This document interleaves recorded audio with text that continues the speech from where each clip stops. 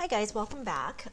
We are continuing our 10-minute sketching and drawing with a ballpoint pen that you stole at my health professionals. Oh, I'm so sorry.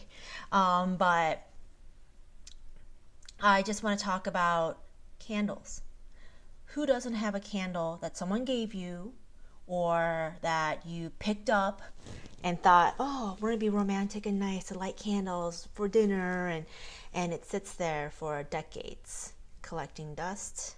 I don't think I've ever even lit this one. I went through my dining room is a red phase, and then I went to a cream phase, and I think I'm going through like a gold, who knows. But I have all these candles that I can't light because now in public places you can't light anything because of fire codes, blah blah blah blah blah. But if you don't have a candle, just search back.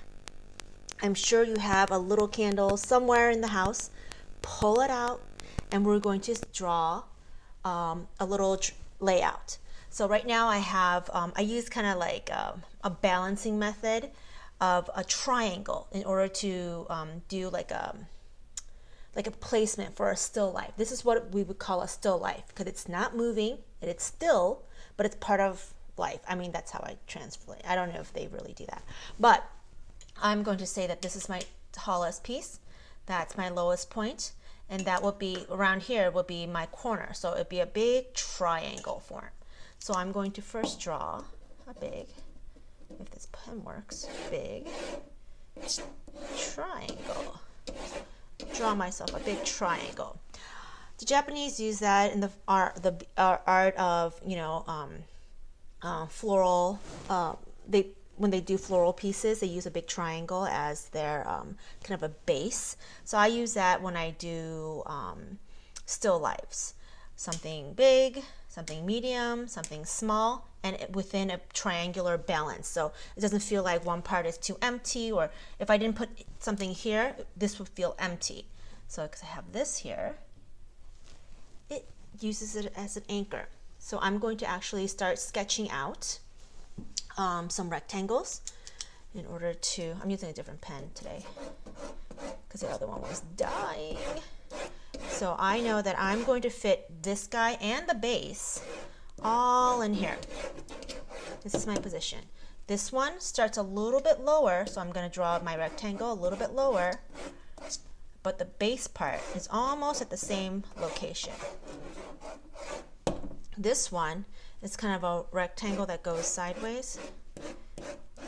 So I'm going to put my rectangle here. So now I have 1, 2, 3 objects. And I did it very lightly with my ballpoint pen, so I'm not sitting there, drawing that, and that shows up, and then I can't go over it, and then it gets a little crazy.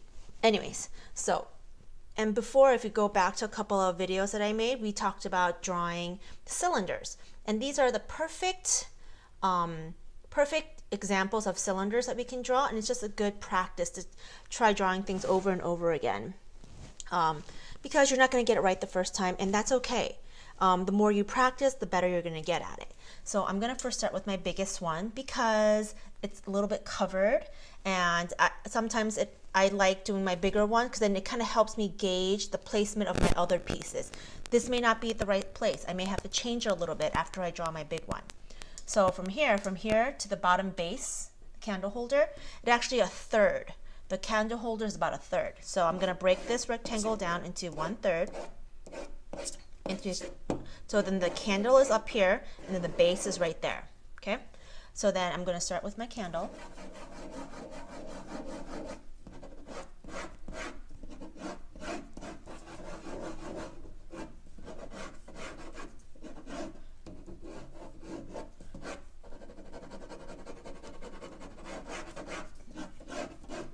And I'm drawing pretty big right now, so you can see it a little better, but you don't have to. You can actually draw a lot smaller than that. I just did a pretty good cylinder, but here, if you look here, it kind of melted. Did I even light this thing? Oh yeah, I lit it a couple times. Okay. Kind of lighted a little bit. There's some curved edges, and then I see some ridging going on here because I melted it maybe once, maybe twice, and then as it goes closer inside the center here, it's just going to get darker. So we're going to add a little shading to it. And I like using crisscrossing because if you go just one direction the whole time, the shading looks, I don't know. I just don't like how you shade in just one direction. So I use a crosshatch method. So if you want to make something darker, you go the other opposite direction. It just gives it a little bit more darkness without just pressing too hard in one direction. So I start one direction. If I want to go darker, I go this the different direction. So one candle. The base is actually another reference from an oval, so I'm going to draw it a little larger.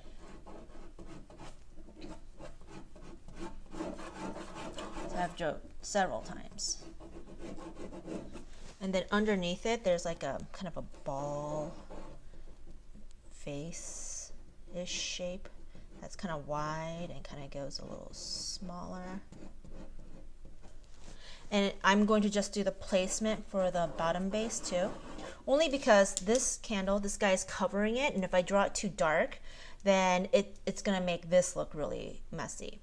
So I'm gonna, this is shaded a little bit darker because it's underneath and it's darker. And notice that this is kind of a ball shape, so I'm gonna kind of follow the contour of that circular shape. Yep. Then next, I'm going to step down and draw this one. So this one's the same thing, but this one, if you look at the rectangle that I drew, the candle versus the holder, it's half and half. So I'm going to draw a line right off the bat at half. So the holder part is down here, the candle is going to be up here. So it's just basic like fractions, math. It's just breaking things down visual. It doesn't have to be accurate because if you notice this and this, it's not perfectly the same. I may be a little off, and that's okay. Because that's how you learn. You start from being off a little bit, and then you get better at it and better at it. So after a while, you'll be able to throw a grid and be able to see things in proportion much better after practicing a little bit. And this one is a little irregular, so you can choose to make it irregular or just leave it. It's up to you.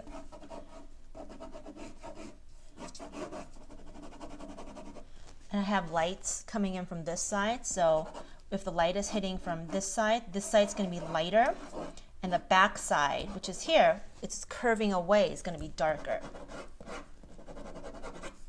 And I can always go back and add more shadow to it if I have time or if I want to.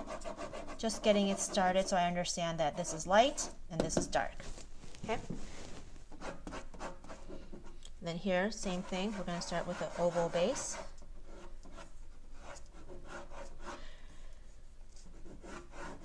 And as we're doing this, if you have a request of what you would like me to draw, just shoot me a comment, and then I'll take a look at it and see if that's something that I have available at my studio, or if I can find it in my kitchen. I'm sure I could. I've got a buttload of stuff in my basement.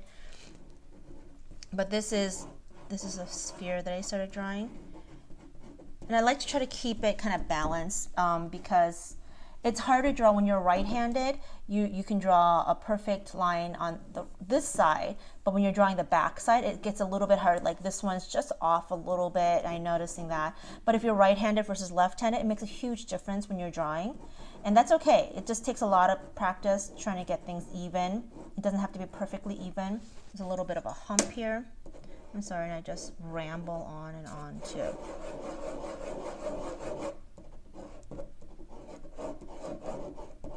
And we're just trying to get a definite, just a basic shade.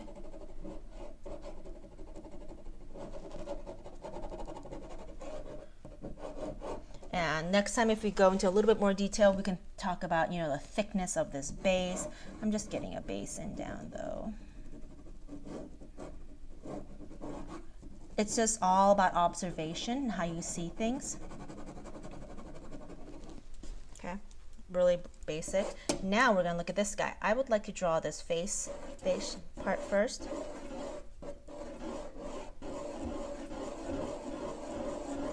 And then go ahead and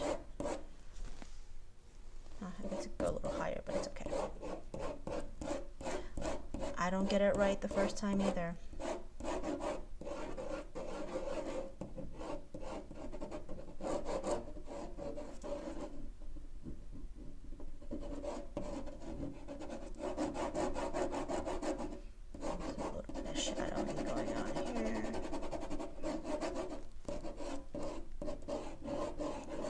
And this is just to give you a basic idea of how you can just get started.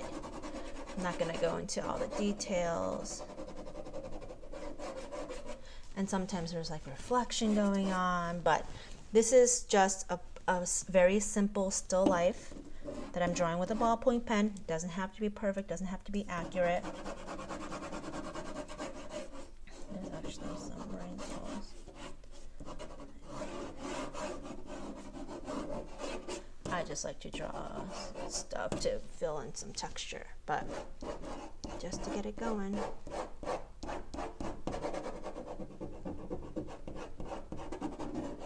Okay, I can keep going.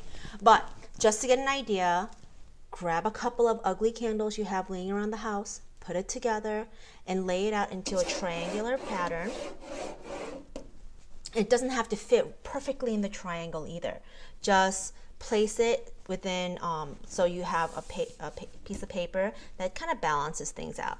I may feel like maybe there's a little empty spot here and I can put a piece of fruit there, but you know, I'm not even gonna worry about that right now. So grab a pen, grab a pencil and some ugly candles, and start sketching. Give yourself 10 minutes and voila. It's a great start. I could even add watercolor to this later if I wanted to, but I'm gonna save it and then see what we can do to make it better next time. All right, so hope you guys like this video. Let me know if you guys liked it or not, and if you have any other ideas, like I think next time I might try to do a basket. Who doesn't have a basket that somebody gave you that's ugly? It's collecting dust. It's in your garage somewhere. I know you have it because I have a bazillion of them. We could probably pull out a basket and talk about textures and draw that. So next time we'll do that, and I will see you soon. Hope you enjoyed this video. Thanks. Bye.